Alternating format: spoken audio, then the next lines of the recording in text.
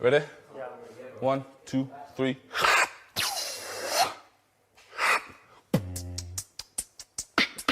là là, c'est terrible d'avoir le trac comme ça. J'ai la bouche complètement sèche, c'est affreux.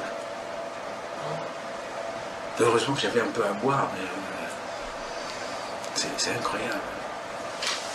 Oh. Le plaisir est passé. Ouais, c'est dur là. Mais c'est affreux d'avoir un trac comme ça, mais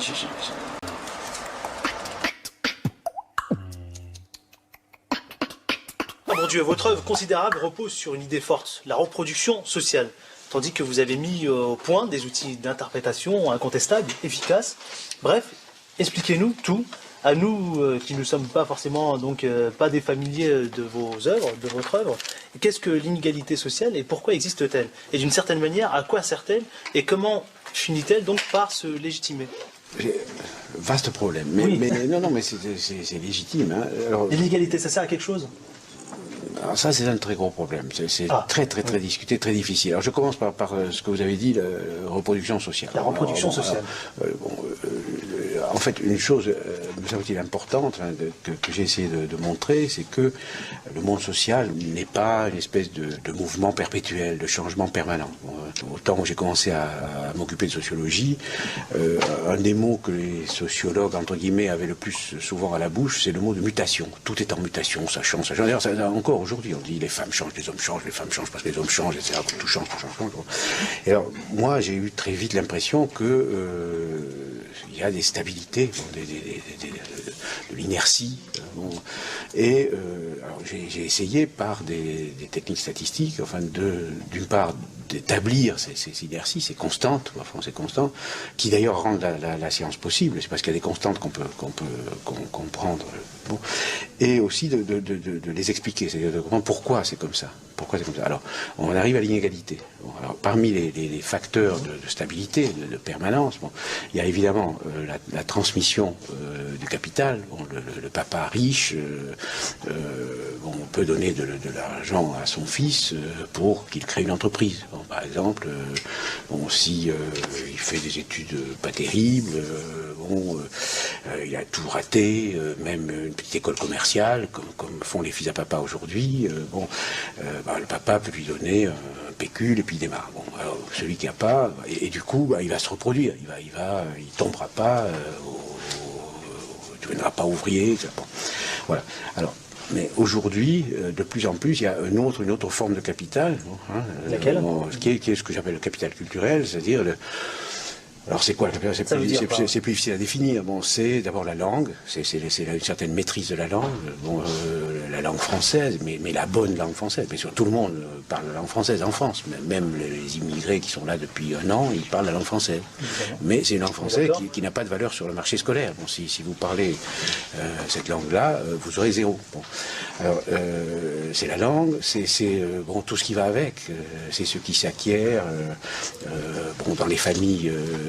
Dans les familles cultivées, c'est ce qui s'acquiert en écoutant papa raconter des histoires, en lisant les livres, en allant, je sais pas, même les livres d'enfants, etc. Bon, alors ça, c'est un capital, c'est-à-dire ce sont des ressources rares, inégalement distribuées, il y en a qui en ont plus que d'autres, et qui, du fait de cette inégalité de distribution, donnent des profits. Bon, c'est des profits de rareté. Si tout le monde avait la même quantité, si tout le monde parlait parfaitement le français, sans accent, il n'y aurait aucun mérite à parler français, donc ça n'aurait pas d'effet. Bon. C'est parce qu'il y a des différences que ça paye de bien parler le français. Par exemple, un très beau travail qui a été fait par une sociologue américaine qui a montré que les enfants de classe moyenne, comme disent les Américains, ça veut dire bourgeoisie, les enfants de la bourgeoisie, savent bien donner à la maîtresse ce qu'elle veut. Bon, ils savent, parce qu'ils sont du même milieu, leur maman fait pareil, etc.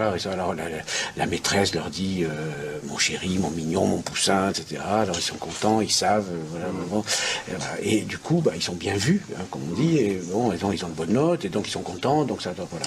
Donc il y a ça, il y a les facteurs qui tiennent au fait qu'il y a des pré-savoirs qui sont pas nécessairement scolaires, qui sont aussi importants. C'est comment se tenir, comment arriver, ne pas jeter le cartable par terre, etc.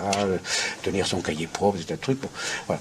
Il y a ça. Et alors l'autre chose aussi, c'est assez lié à ça, c'est notre facteur, c'est à capital culturel égal, il y a un autre facteur d'inégalité, c'est la bonne volonté à l'égard du système scolaire. Bon, ce que on appelle la docilité. Docilité, c'est le mot qui vient du latin. Docilité, ça veut dire qui se laisse instruire. Bon, alors, par exemple, la différence de réussite entre les filles et les garçons au niveau élémentaire, me semble-t-il. Enfin, les filles réussissent mieux que les garçons. Voilà, les filles réussissent mieux que les garçons. Moi, jusqu'à un niveau assez élevé de l'enseignement secondaire, en grande part, à toutes choses égales d'ailleurs, parce qu'elles ont plus de docilité. Alors ça peut dire que c'est dans la nature des filles, c'est parce qu'elles sont dressées de manière à être dociles, et elles sont plus préparées à donner au système scolaire ce qu'il demande, c'est-à-dire de la bonne volonté, elle se regarde la maîtresse comme il faut, ou le maître, et ça paye, c'est récompensé. Étant récompensé, ça renforce l'incitation, etc. Voilà. Donc on a une. Alors j'ai donné quelques facteurs, mais c'est beaucoup plus compliqué pour. Et les hommes, par contre, eux, ils sont plus rétifs. Ils ont du point d'honneur. Enfin, en ce sens, c'est plus dur pour eux. Bon, enfin bref, ce serait long. Là, je vais dire des choses trop simples et qui risquent de paraître fausses. Mais voilà. Alors, le capital culturel est un élément très très important, et je pense qu'aujourd'hui, de plus en plus, dans les sociétés contemporaines, développées, mais même les autres, la reproduction des inégalités se fait de plus en plus à travers la transmission du capital culturel. Et alors ça, ce sont des choses qui, par exemple, encore une fois, quand j'ai commencé à travailler, on disait la mobilité sociale, les États-Unis sont le pays de la mobilité, une génération, self-made men, etc., etc. Bon, c'est du bidon, c'est du pipeau. Il y a eu des travaux en partie inspirés par ce que j'ai fait ici en France, qui ont montré qu'aux États-Unis, les inégalités liées au capital culturel sont encore plus grandes qu'en France, dans la mesure où l'accès aux grandes universités est doublement contrôlé par le capital, d'une part par le capital économique, que les études valent très cher, et d'autre part par le capital culturel, parce que comme ici, ça se transmet à travers les familles. Bon, c'est pareil au Japon. Une étude a été faite par un de mes élèves à l'université de Todai, où on trouve des fils de samouraïs. Enfin, voilà. Bon, je reviens à la question que vous avez posée tout à l'heure. Il y a des inégalités. Bon, ces inégalités, elles tendent à se perpétuer. Et je ne dis pas qu'elles se perpétuent automatiquement. Mais vous n'avez pas répondu à ma question tout à l'heure. L'inégalité, ça sert à quelque chose? Au fond, c'est un problème, j'allais dire métaphysique. C'est un problème sur lequel un sociologue n'a pas tellement à prendre position. On connaît les sociétés, il y en a au moins une qui a été étudiée par une ethnologue de mes amis, Marie Douglas. C'est une petite société où il y a pratiquement pas de différence. Bon, pratiquement, c'est une société archaïque. Il n'y a pratiquement pas de différence, et ça marche très bien. Ça marche très bien. Bon, alors, c'est une réponse de fait, mais j'écarte cette question. C'est un objet de discussion, mais je pense qu'on ne peut pas y répondre. On l'écarte parce que c'est compliqué. Voilà, on l'écarte, c'est compliqué. Parce que vous voulez pas répondre à la question. Non, on l'écarte parce que c'est compliqué, parce que je ne peux pas y répondre. Pourquoi, si c'est compliqué, Pierre Bourdieu, vous pouvez nous expliquer tout simplement, nous éclaircir? C'est un enjeu politique très important. Voilà, c'est un enjeu politique, et c'est pas nécessairement un enjeu scientifique. Et très souvent, pour poser les bonnes questions scientifiques, il faut écarter les questions politiques. Il y a derrière ces questions des enjeux politiques, et en particulier des enjeux de légitimation. Vous avez prononcé ce mot. Il y a des gens qui voudraient légitimer, c'est-à-dire rendre juste. Oui, comment finit-elle par se légitimer, tout ça. Voilà. Pardon? Non, je disais, c'était la question que je vous posais. Oui, c'est ça. Voilà, c'est ça. Et ils veulent, au fond, ce sont des gens qui disent, en gros, c'est les dominants qui disent que les inégalités, c'est les dominants, ceux qui ont intérêt à dire que c'est bien que ce soit inégal. Bon. Voilà. Alors ça, c'est un des grands principes que empiriquement validés. Enfin, les gens ont tendance à dire que les choses sont bien quand elles vont bien pour eux. Voilà, ça, c'est une loi sociale pas très compliquée, mais qui est vraie. Alors qui est importante pour se défendre. Quand quelqu'un vous dit dans un débat comme ça, dites-vous, il me dit ça, quels déterminants sociaux, quelle raison sociale il a de me dire ça? Si c'est un curé qui me dit sans la religion il n'y a pas de salut, oui, on va bien, c'est son job qui en dépend. Si c'est, enfin, je simplifie, je caricature un peu, mais il y a souvent de ça c'est une loi simple.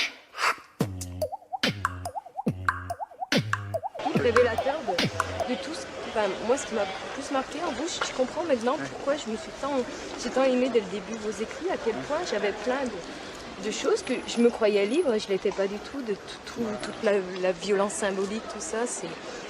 Moi, je vis exactement ce que vous écrivez et puis j'en finis pas depuis 15 ans. Alors, des moments, j'adore, je vous dois de grands merci. Des moments, Dans les livres de la domination masculine, on pourrait penser que aussi les hommes, ce sont des victimes de cette domination.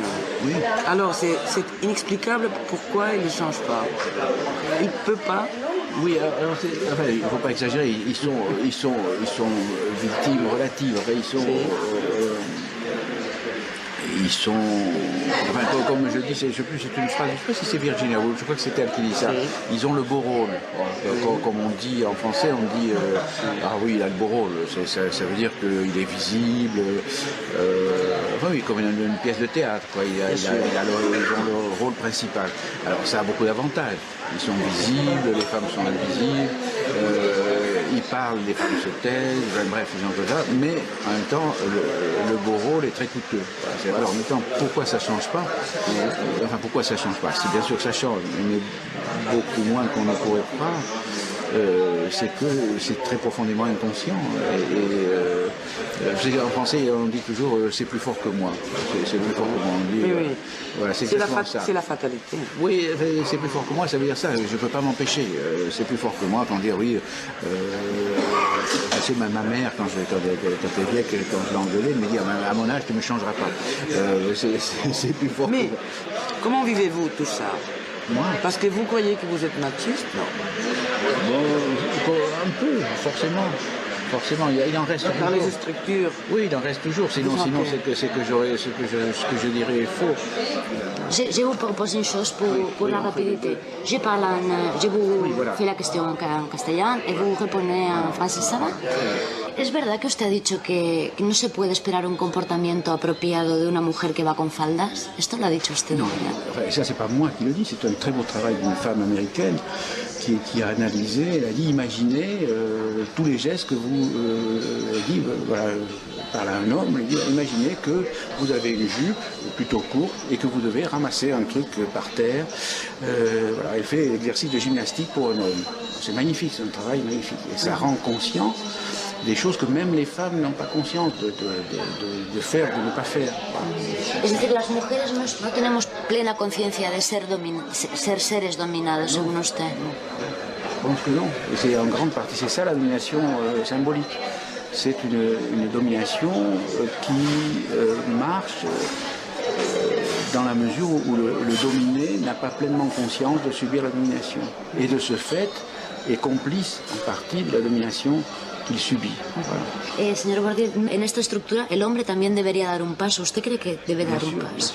Oui, alors, mais moi je ne parle pas en termes... Voilà, ça c'est le problème du sociologue, c'est pour ça que je parais triste, pessimiste et déterministe. Oui, je ne dis jamais il devrait. Je dis il faut faire en sorte qu'il soit obligé. Voilà, c'est tout. Alors, bon, il y a des hommes de bonne volonté. Beaucoup d'hommes... moi, mon livre a été lu par beaucoup d'hommes qui m'ont dit c'est dur de lire ça. Bon, voilà. Mais eux aussi sont inconscients. Alors il y a tout le chapitre que j'ai fait sur Virginia Woolf, que j'ai fait exprès, parce que c'est une des grandes théoriciennes du féminisme, bon, et qui a dit des choses formidables, à mon avis, sur au fond, la souffrance du dominant. Bon. Alors comme c'était dit par une grande féministe, je pouvais le dire, il y a une phrase de Marx qui s'applique très bien aux hommes. Marx dit « le dominant est dominé par sa domination ». Bon, c'est une très belle phrase. Et je pense que le dominant masculin, alors ici, dans un pays de Punto d'Honneur, bon, les hommes souffrent du machisme, d'espèce de devoir de virilité, qui est une charge terrible. Vous croyez vous êtes machiste ou pas du tout? Non, je ne crois pas. mais je pense que c'est une charge terrible. Si on faisait la liste de toutes les choses que les hommes sont obligés de faire vis-à-vis d'eux-mêmes, etc., et qui les embêtent, ça serait énorme. Voilà. La guerre, par exemple. Dans les sociétés archaïques, la guerre, c'est un travail d'homme. Bon,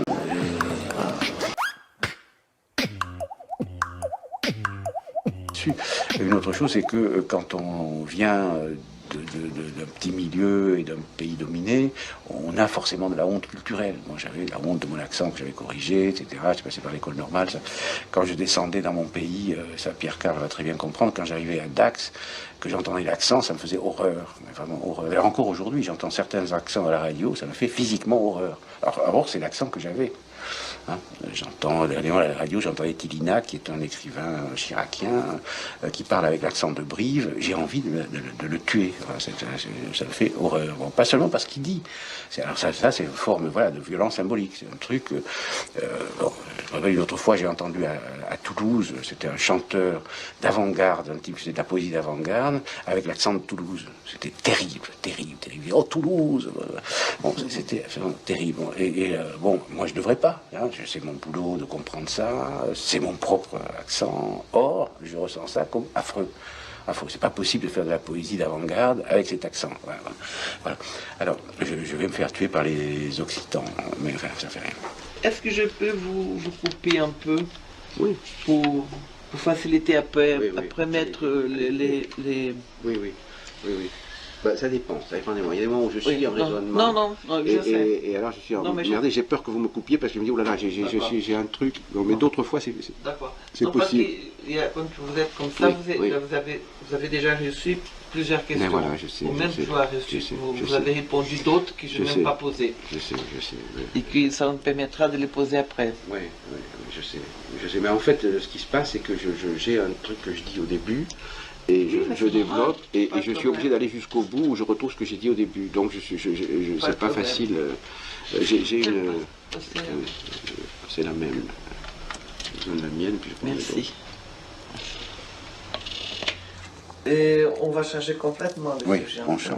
On y va. On va parler des femmes. Le concept de violence symbolique est l'un de ceux dont vous faites usage. Pourriez-vous nous parler un peu de ça? Oui, alors bon. Et la domination. Oui, la domination. En fait, il y a le problème de la sexualité, le problème de la domination. Par exemple, c'est un très beau travail que j'ai cité. C'est une sociologue américaine qui a étudié l'usage différentiel du téléphone chez les hommes et chez les femmes. Bon, voilà. Et alors, elle montre que c'est les femmes qui utilisent beaucoup le téléphone, beaucoup plus que les hommes. Et on dit évidemment que les femmes sont bavardes, qu'elles passent leur temps au téléphone, qu'elles ne font que ça, etc.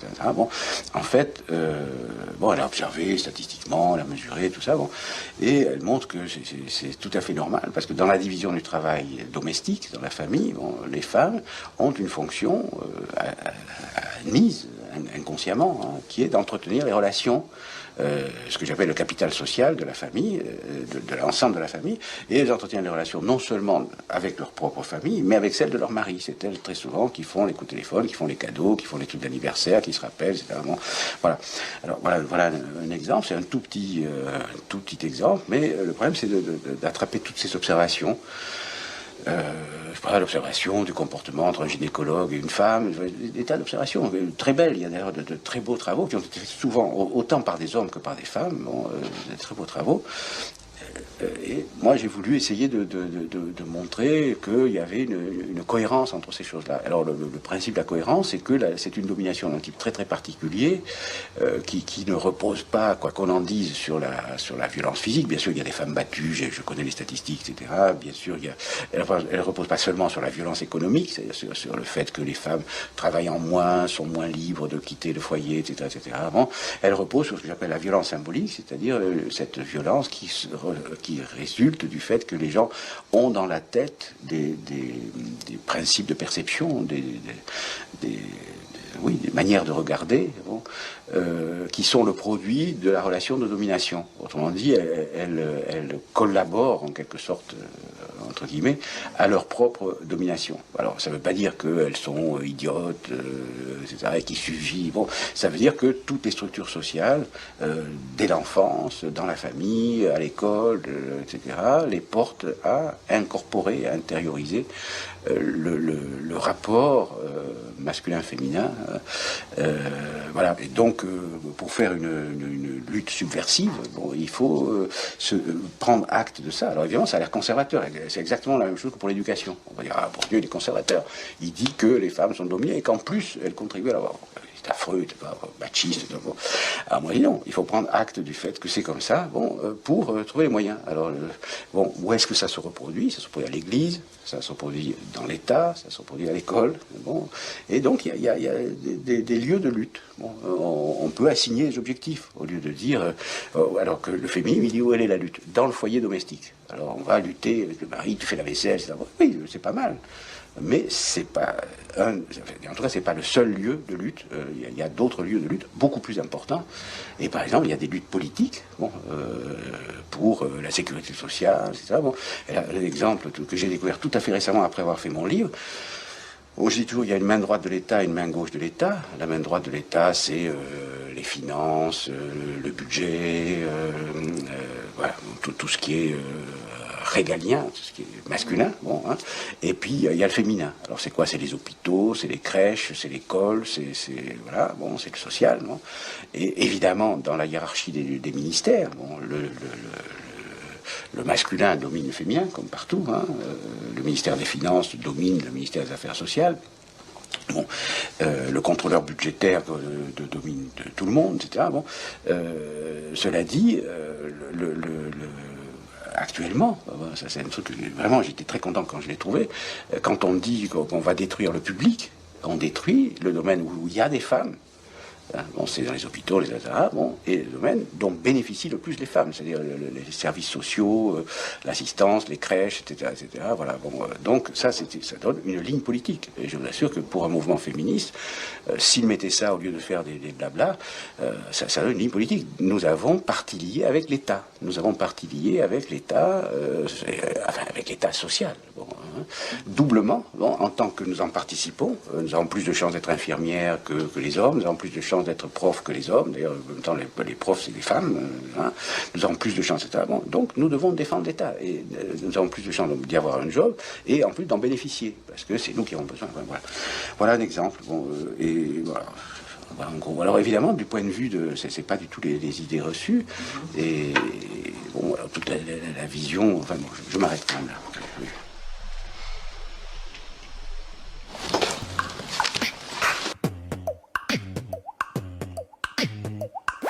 À nous, c'est qu'on nous a orientés dans les années 70 dans des métiers dont les conseillers d'orientation et certains professeurs étaient au courant qu'ils étaient amenés à disparaître. C'est pour ça qu'à l'heure d'aujourd'hui, il y a des gens de 30, 35 ans qui se retrouvent avec des CAP de fraiseurs, mais qui servent absolument à rien. Vous parlez de la nouvelle génération, mais c'est pareil. Je veux dire, pour nous, l'an 2000, on entend le bug, on entend, je veux dire... la décroissance du chômage, on entend des termes comme l'incivilité, c'est des termes pour nous qui sont, mais vraiment, on a l'impression vraiment qu'on est dans une planète, mais 20 000 lieues sous la terre, quoi, pas sous la mer. Oui, je ne sais pas trop quoi vous répondre. Pardon, je vous demande de ne pas applaudir parce que la vérité ne se mesure pas à l'applaudimètre. D'accord? Bon, ça vous garderez ça pour la télé, ça vraiment. Non, mais c'est pas à vous que je m'adresse. Qu'est-ce que ça veut dire médiatique?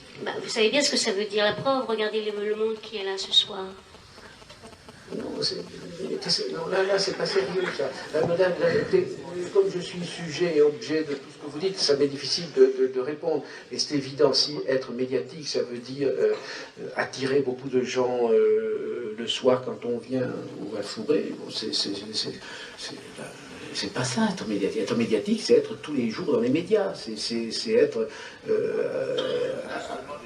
l'instrument, voilà, merci monsieur, c'est être l'instrument des médias, le serviteur empressé des médias, qui dit dans les médias ce que les médias demandent aux intellectuels médiatiques de dire, c'est-à-dire de ne rien dire souvent, hein, de parler pour ne rien dire, de parler pour donner des fausses explications, de dire ah oui, encore une émeute au Val-Fouré, c'est je sais pas quoi, bref, voilà. C'est dire des conneries, bon, avec autorité, avec assurance, etc., et être payé pour ça, être invité pour ça, etc. Bon, c'est ça, être médiatique. Bon, voilà, D'accord, d'accord. Alors, attendez, moi, je voudrais dire... Je voudrais dire un mot quand même. Non, attendez, il y a un problème, je voudrais quand même dire un mot. Je suis désolé, ce soir on a un débat intellectuel, Mounir. Non, je suis désolé, on a un débat intellectuel ce soir, effectivement, c'est-à-dire qu'on réfléchit ensemble. Donc, pour moi, intellectuel, c'est pas un mot péjoratif, déjà, première chose. Donc, moi, j'aimerais qu'on essaye d'avoir... Moi, franchement, je suis un peu...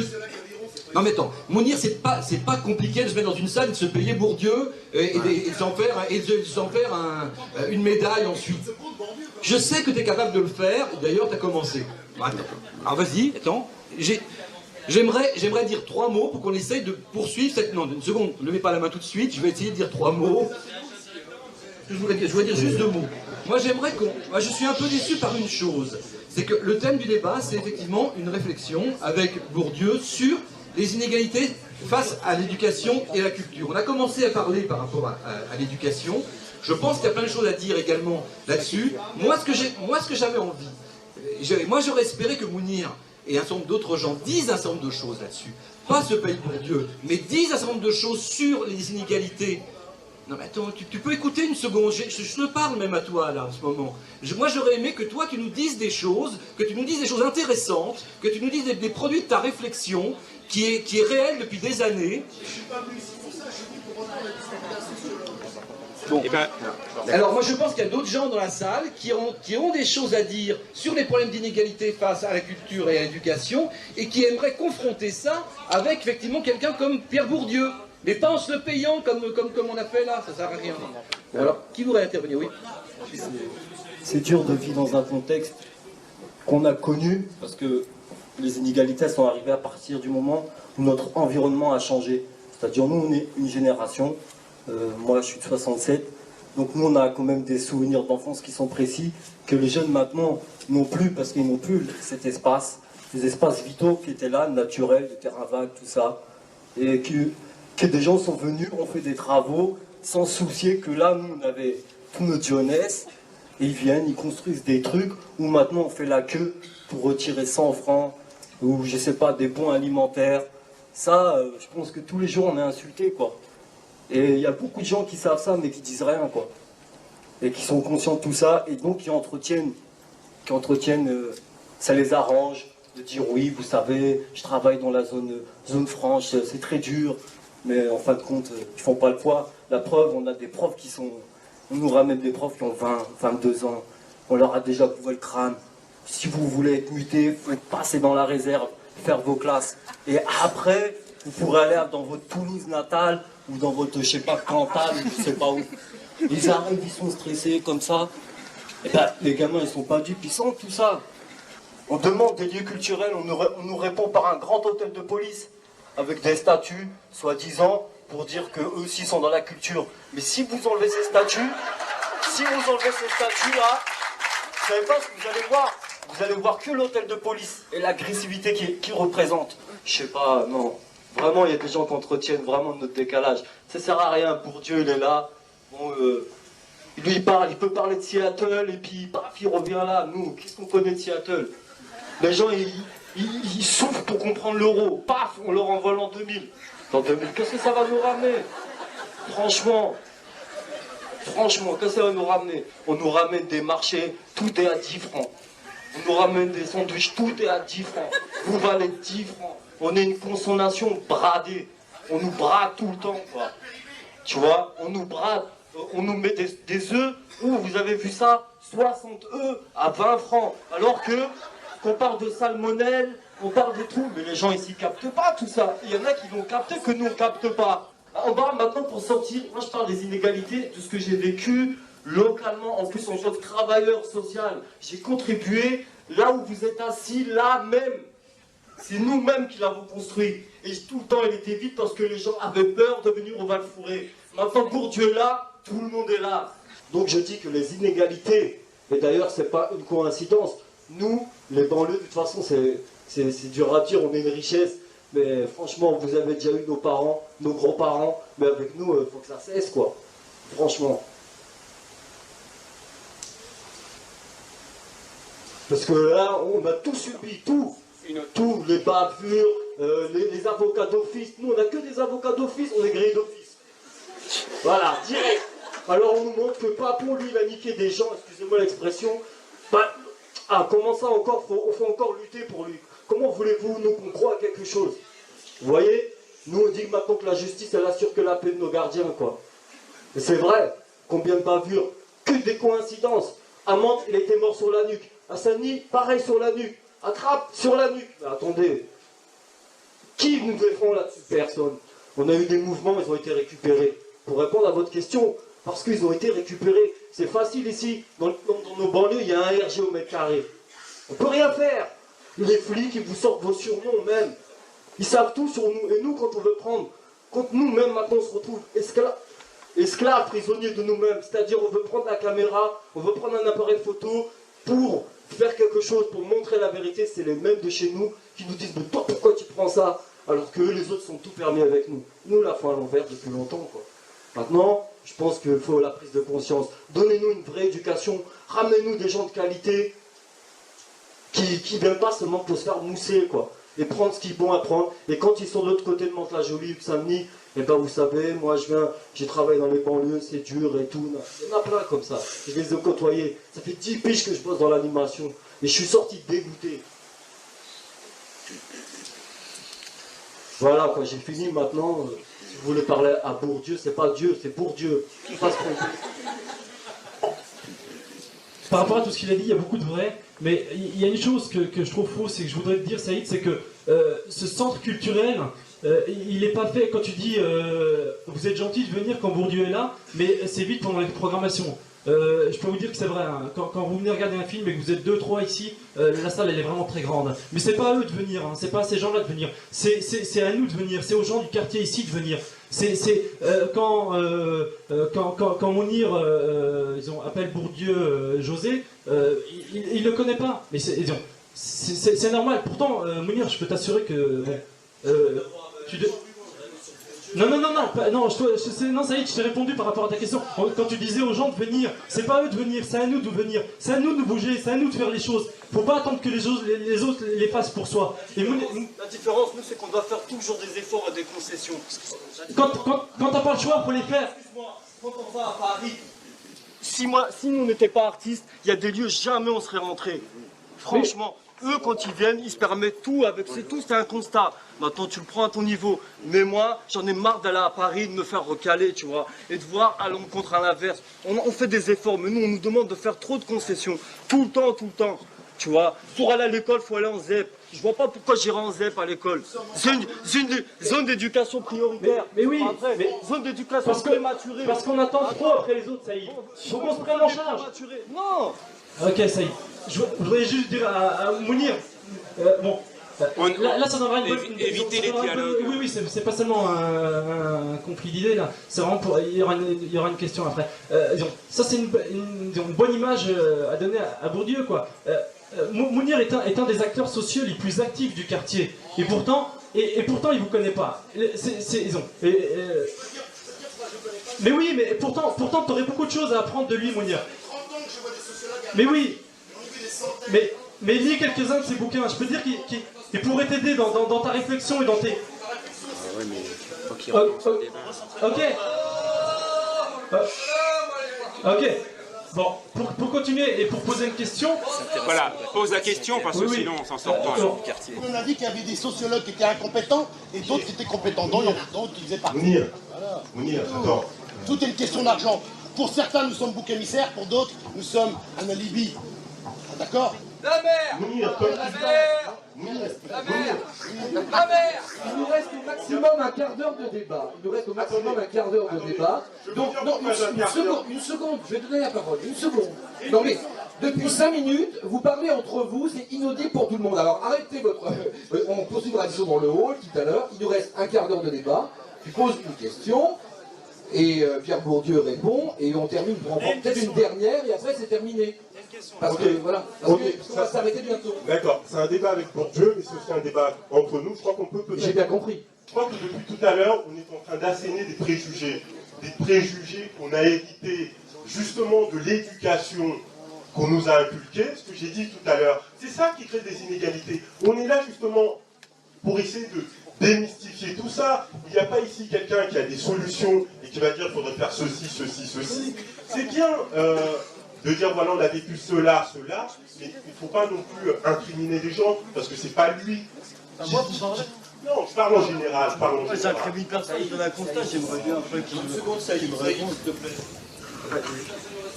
Ce qui s'est dit, enfin, je ne sais pas si je dois dire ça, m'a beaucoup intéressé. Je pense que si, peut-être que je me trompe, enfin si au moins ma venue a servi à faire sortir ces choses qui se sont dites, c'est déjà pas mal. Voilà. Et alors je ne sais pas si j'ai été l'occasion, le déclencheur, etc. Mais enfin en tout cas, je suis très content d'avoir entendu un certain nombre de choses qui sont à la fois très contradictoires les unes avec les autres, très conflictuelles entre elles, et pourtant toutes intéressantes et toutes importantes. C'est ça que j'ai entendu. En particulier ce qu'a dit Saïd, bon, il y a énormément de vrai. Ça lui a été dit par un autre. Bon, il y a beaucoup de vrai dans ce qu'il a dit. Quand il dit, comment dire, enfin, en gros c'est toujours dissymétrique, c'est toujours à nous de faire des concessions, etc. Il y a des choses, à mon avis, très très importantes. Bon, alors, ce qui fait problème, me semble-t-il, dans ce qu'il a dit, c'est la conclusion pessimiste. Donc, et là, je m'adresse à lui. Pourquoi conclure de manière très pessimiste, et pourquoi ne pas entendre ce qui a été dit là, à ma gauche? Bon, mais c'est à nous de nous bouger, c'est à nous de nous bouger, bon, j'ajouterais collectivement, c'est à nous de mobiliser, bon, et peut-être qu'il faut faire des concessions entre nous pour avoir moins de concessions à faire à ceux qu'il faut combattre. Bon. Alors c'est pas du tout pour prêcher la fraternité à tout prix. Bon, il y a des conflits partout, il y en a ici, et bon, je pense que ces conflits sont en partie l'expression ou la conséquence de l'oppression que les gens qui ont parlé subissent. Et bon, le paradoxe, enfin ça c'est vieux comme le monde, enfin, les dominants divisent les dominés. Ils n'ont même pas besoin de chercher à le faire. Bon, on dit diviser pour régner, ils n'ont même pas besoin de chercher à le faire. Bon, les intérêts conflictuels, les antagonismes, les préjugés, quelqu'un a dit très justement que ce sont des préjugés qui s'expriment. Je suis désolé, je pense que celui qui a dit ça avait vraiment raison. Bon, alors préjugés, nous sommes tous pleins de préjugés, hein, et le travail, enfin je pense que si le travail du sociologue est difficile, c'est parce qu'il a lui-même des préjugés, qu'il fait autant de travail contre ses préjugés que contre les préjugés des autres. Enfin, bon, alors moi j'étais très touché par ce débat, et au fond, alors peut-être que je suis heureux que ce débat ait eu lieu, voilà. Peut-être, mais là ça c'est optimiste, peut-être que ça pourrait être le début. Enfin, quelqu'un a dit très méchamment contre moi à propos du rôle que j'ai joué dans un conflit récent à France Culture, enfin j'étais pas nommé, mais enfin c'était facile de le reconnaître, que j'avais lancé un certain nombre de spécialistes de l'agitprop à France Culture. Alors pour les jeunes qui ne savent pas, agitprop, ça veut dire agitateur professionnel. C'était des gens qui étaient chargés d'aller dans le peuple pour prêcher la révolution. Hein. Et voilà, alors si j'ai fait un tout petit peu d'agitprop, en toute modestie, ce qui était un peu mon intention. Voilà. Et si ça a un tout petit peu réussi, je serais très content. Voilà. Alors, un des problèmes, c'est de savoir comment continuer l'agitprop. Est-ce qu'il faut créer une association? Est-ce qu'il faut créer un lieu de discussion? Comment continuer cette discussion? Alors, de cette façon, c'est trop facile. Bourdieu, il sert de bouc émissaire, ça c'est classique. Enfin, on veut tuer l'analyste. Bon, alors c'est facile, on fait un peu de malin sur son dos, on se fait remarquer, etc. Bon, mais Bourdieu parti, si les faits qui s'est produits ce soir pouvaient se continuer et que l'agitprop devienne autogéré, et que les agités deviennent agitateurs, agitateurs d'eux-mêmes d'abord.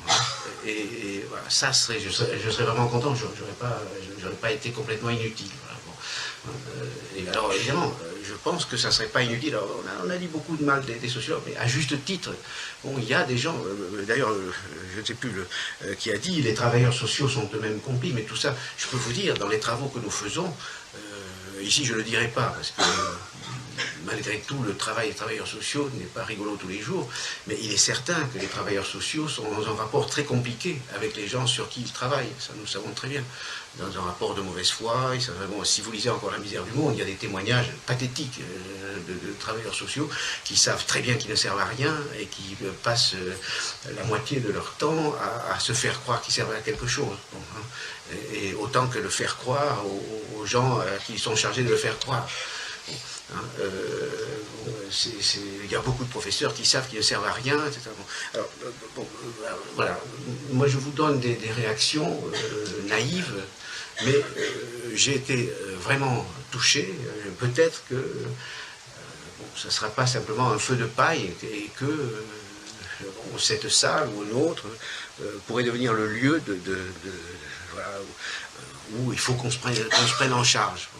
Alors, bon, c'est un peu moralisant comme discours, mais il faut qu'on se prenne en main, et il faut qu'on se mobilise. Bon, hein, et moi, je m'appelle, enfin, il n'y a pas longtemps, à la fin d'un débat comme ça à Strasbourg, il y avait des syndicats allemands, etc., un truc du type de ce que j'ai décrit. Bon, il y avait 4 jeunes beurs dans la salle qui ont interpellé, mais ça ne sert à rien, mon père est venu ici, l'exploitation, etc. Bon. Et bon, je leur ai dit, mais enfin, pourquoi pas un mouvement immigré de tous les pays, mobilisez-vous. Bon, alors, ça détonnait, hein, ça ne se dit pas dans une faculté, etc. Bon, voilà, alors, je lui ai dit, mais pourquoi pas, alors, vous me direz, mais c'est pour ça que la seule chose avec laquelle je ne suis pas d'accord dans la description qu'a faite Saïd, c'est la conclusion pessimiste. Voilà. Moi, je pense qu'il n'y a pas de raison, un peu... Oui, d'accord, la conclusion était un peu pessimiste, il faut être honnête. Oui, non, d'accord, mais le constat... Alors vous êtes là. Non. Alors vous êtes, c'est un constat pessimiste. D'accord, non, attendez. Non, d'accord. D'accord, mais je suis d'accord, mais ça, je nie pas ça. Je dis le constat est pessimiste à juste titre, mais la conclusion qui était un peu, en tout cas c'est ce que j'ai entendu, bon, il n'y a pas grand-chose à faire, etc. Ça, je pense que c'est pas vrai. Voilà, je pense que c'est pas vrai, et que même, alors ça c'est un truc classique, enfin, les structures les plus bidons, les structures de manipulation, les structures de gestion, les structures d'encadrement, etc., peuvent être détournées, peuvent être retournées. Enfin voilà. Bon, mais là, je ne suis pas non plus pour prêcher la révolution.